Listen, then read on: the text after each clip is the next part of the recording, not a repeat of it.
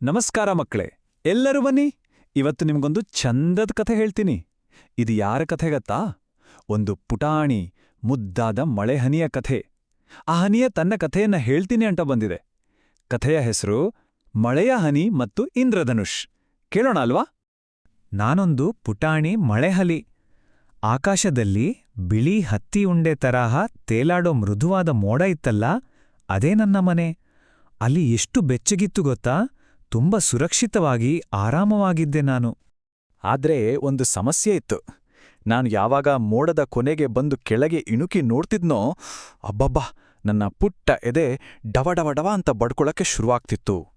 ಕೆಳಗೆ ಅದೆಷ್ಟು ದೊಡ್ಡ ಪ್ರಪಂಚ, ದೊಡ್ಡ ದೊಡ್ಡ ಮರಗಳು, ಚಿಕ್ಕ ಚಿಕ್ಕ ಮನೆಗಳು, ಅದೆಲ್ಲ ನೋಡಿ ನನಗೆ ಯಾಕೋ ಗೊತ್ತಿಲ್ಲ ಒಂಥರ ಭಯ ಆಗ್ತಿತ್ತು. ನನ್ನ ತಲೆ ತುಂಬ ಒಂದೇ ಯೋಚನೆ, ಅಯ್ಯಯ್ಯೋ, ಇಷ್ಟು ಎತ್ತರದಿಂದ ನಾನೊಬ್ಬನೇ ಕೆಳಗೆ ಬಿದ್ರೆ ಏನಾಗುತ್ತೋ, ಎಲ್ಲಾದ್ರೂ ಕಳೆದೋದ್ರೆ ನನ್ನ ಯಾರು ನೋಡ್ಕೋತಾರೆ ಅಂತ ಯೋಚನೆ ಮಾಡ್ತಾ ಮಾಡ್ತಾ ಅಲ್ಲೇ ಸುಮ್ಮನೆ ಕೂತ್ಕೊಂಡ್ಬಿಡ್ತಿದ್ದೆ. ನಾನು ಹೀಗೆ ಯೋಚನೆ ಮಾಡ್ತಿದ್ರೆ ನನ್ನ ಫ್ರೆಂಡ್ಸ್ ಇದ್ರಲ್ಲ, ಬೇರೆ ಮಳೆ ಹನಿಗಳು, ಅವರೆಲ್ಲ ಬರ್ತೀವಿ ಕಣೋ ಅಂತ ಖುಷಿಯಿಂದ ನಗ್ತಾ ಒಬ್ರಿಂದೆ ಒಬ್ಳು ಧೈರ್ಯವಾಗಿ ಮೋಡದಿಂದ ಕೆಳಗೆ ಧುಮ್ಕಿಬಿಟ್ರು. ಛೇ, ನಾನು ಮಾತ್ರ ನನ್ನ ಭಯದಲ್ಲೇ ಅಲ್ಲೇ ಗಟ್ಟಿಯಾಗಿ ಅಂಟ್ಕೊಂಡು ಕೂತಿದ್ದೆ. ಆಗ ಇದ್ದಕ್ಕಿದ್ದಂಗೆ ಎಲ್ಲೋ ದೂರದಿಂದ ಒಂದು ತುಂಬನೇ ಸಿಹಿಯಾದ ಪ್ರೀತಿಯ ಧ್ವನಿ ಕೇಳಿಸ್ತು. ಅದು ನನಗೆ ಮಾತ್ರ ಕೇಳ್ತಿತ್ತು ಅನ್ಸುತ್ತೆ.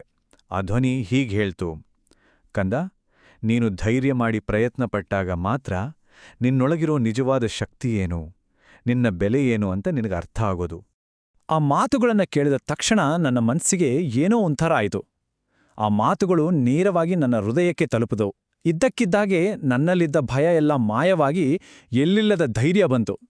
ಒಂದು ದೊಡ್ಡ ಉಸಿರು ತಗೊಂಡು, ಸರಿ, ನಾನು ಪ್ರಯತ್ನ ಪಡ್ತೀನಿ, ನೋಡೇ ಬಿಡೋಣ ಅಂತ ಗಟ್ಟಿ ಮನಸ್ಸು ಮಾಡಿದೆ. ಅಂದ್ಕೊಂಡಿದ್ದೆ ತಡ ನಾನು ಮೋಡದ ತುದಿಯಿಂದ ಧುಮುಕಿಯೇ ಬಿಟ್ಟೆ. ಆದ್ರೆ ಅಯ್ಯೋ, ಅದು ಬೀಳೋದಾಗಿರ್ಲಿಲ್ಲ ಗೊತ್ತಾ. ಅದೊಂದು ಅದ್ಭುತವಾದ ಪ್ರಯಾಣ.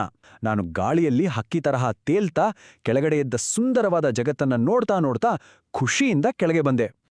ನಾನು ಹೂವಿನ ಹಾಗೆ ಹಗುರವಾಗಿ ಕೆಳಗೆ ಬಂದು ಮಣ್ಣಿನ ಮೇಲೆ ಮೆತ್ತಗೆ ಬಿದ್ದೆ.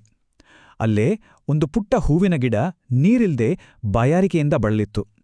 ನಾನು ಅದರ ಬೇರುಗಳಿಗೆ ಜೀವ ತುಂಬಿದೆ. ನನ್ನ ತಣ್ಣನೆಯ ಸ್ಪರ್ಶಕ್ಕೆ ಆ ಹೂವು ಅರಳಿ ನನಗೆ ಥ್ಯಾಂಕ್ಸ್ ಹೇಳಿ ನಕ್ಕ ಹಾಗೆ ಆಯ್ತು. ನಾನ್ ಭೂಮಿಗೆ ಬಂದು ಸ್ವಲ್ಪ ಹೊತ್ತಾಗಿತ್ತು ಅಷ್ಟೇ.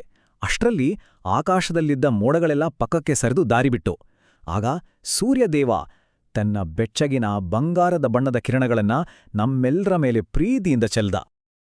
ಆವಾಗ ನೋಡ್ಬೇಕಿತ್ತು, ಆಕಾಶದಲ್ಲಿ ಒಂದು ಮಾಯಾನೇ ನಡೀತು.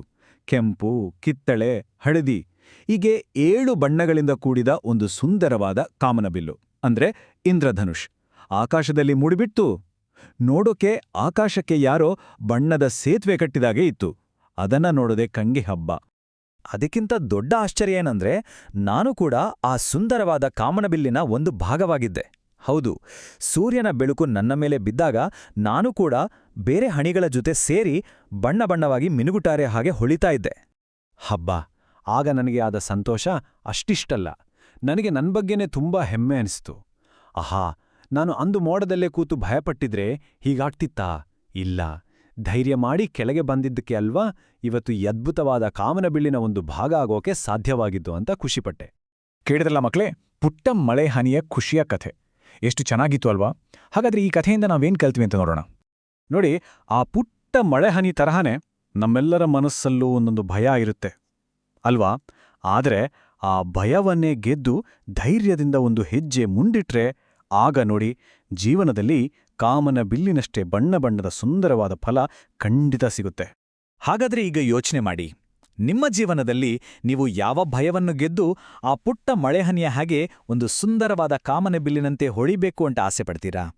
ಮಕ್ಕಳೇ, ನಿಮಗೆ ಈ ಕಥೆ ಇಷ್ಟ ಆಯ್ತಾ? ಇನ್ನೂ ಹೀಗೆಯೇ ಮುದ್ದಾದ ಕನ್ನಡ ಕಥೆಗಳು ನೋಡಲು ನಮ್ಮ ಚಾನೆಲ್ ಅನ್ನು ಸಬ್ಸ್ಕ್ರೈಬ್ ಮಾಡಿ. ಈ ವಿಡಿಯೋಗೆ ಲೈಕ್ ಮಾಡಿ ಮತ್ತು ನಿಮ್ಮ ಸ್ನೇಹಿತರಿಗೆ ಶೇರ್ ಮಾಡಿ. ಮತ್ತೆ ಇನ್ನೊಂದು ಹೊಸ ಕಥೆಯಲ್ಲಿ ಭೇಟಿಯಾಗೋಣ. ಬಾಯ್ ಮಕ್ಕಳೇ.